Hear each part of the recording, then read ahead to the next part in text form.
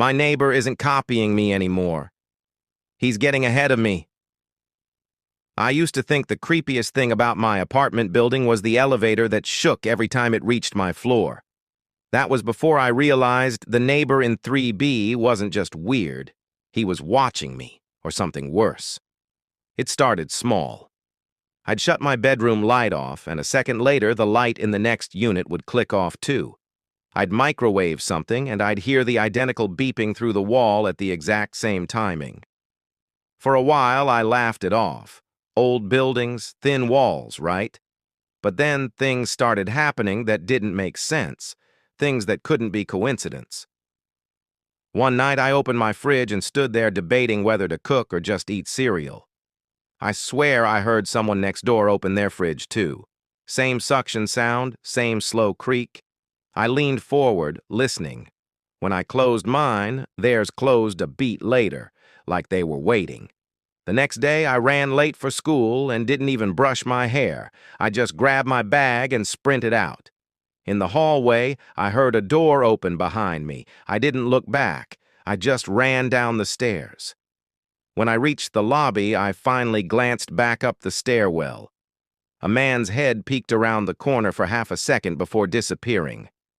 I didn't see his face, just the shape of it. Pale.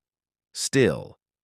I told myself I imagined it, because the alternative meant someone was watching my routines so closely they even followed me outside.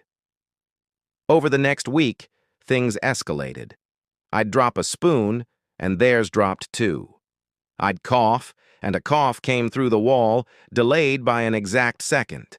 I'd whisper to myself, and somehow I'd hear a whisper back, not copying the words, just matching the tone.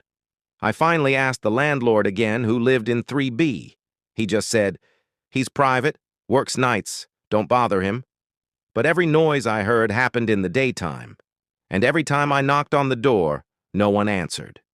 On Saturday, I decided to set a trap. I turned off all the lights at exactly 2 a.m.